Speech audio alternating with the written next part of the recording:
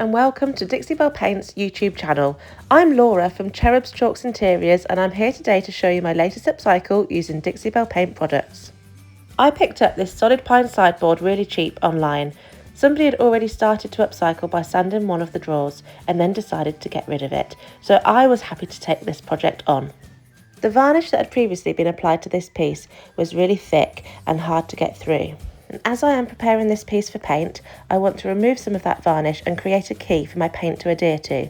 So I've started with an 80 grit sandpaper on my electrical sander and I'm just going to break through the toughest part of that varnish.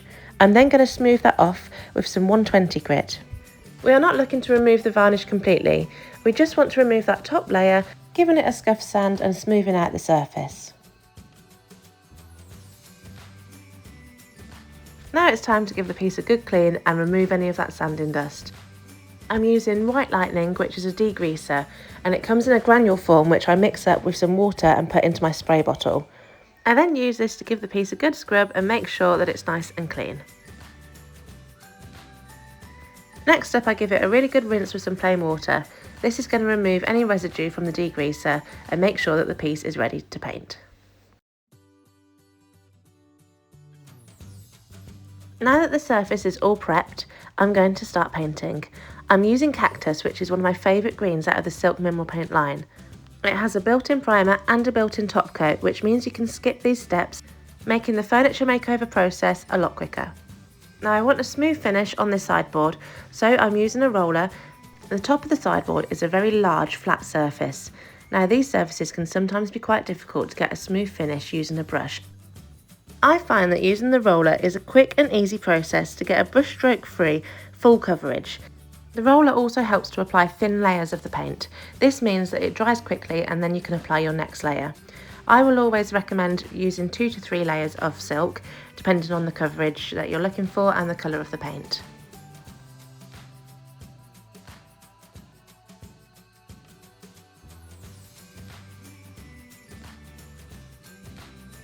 And just to show you quickly, on the side of the sideboard where we have this detailed trim, I often use a brush to get into all of those nooks and crannies, and then I will go over with a roller to smooth it out.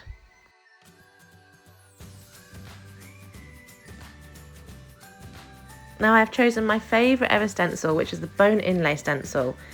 This is perfect for making completely unique patterns on your piece. So what I'm going to do is I'm going to cut this stencil up into different sections, plan out my unique design, and then I'm going to use Oyster as a contrasting colour to the green, and I'm going to use this for my stenciling. Now for the drawer fronts, I'm going to use this lovely pattern, and I'm going to place it into position on the centre of the drawer, using masking tape to hold this in place.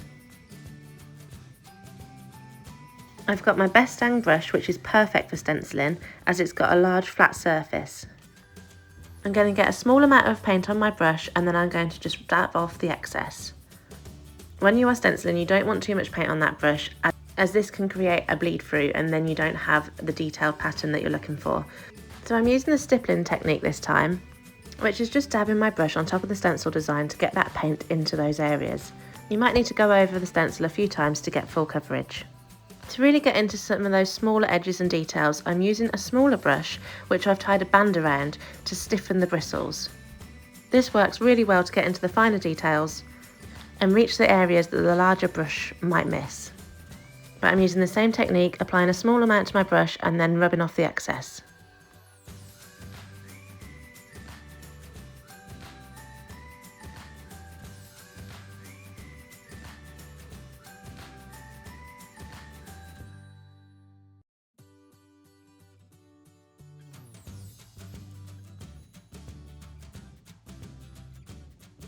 Once you are happy with your coverage, you can then remove the stencil to reveal that gorgeous pattern underneath.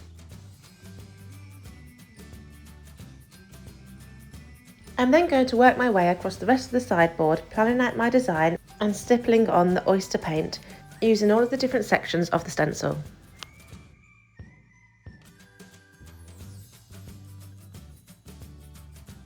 Now here's a quick reminder of how the sideboard started off with that orange varnish and dated vibes. And here is how the piece looks now. You can see why the bone inlay stencil is my favourite. The different patterns provide the piece with so much character, and the possibilities of stencil placement are endless. I love to see what other designs people create, so please feel free to share your own creations with me.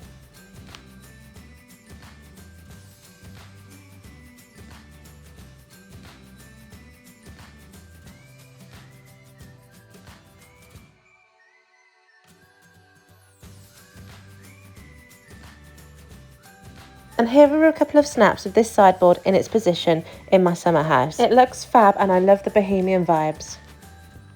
To see more of our work, you can go and find us on all of the social media platforms at Cherub's Chalks Interiors. And for more videos like this, be sure to subscribe, leave a comment and turn on your post notifications to get notified when we next post. Thank you for watching.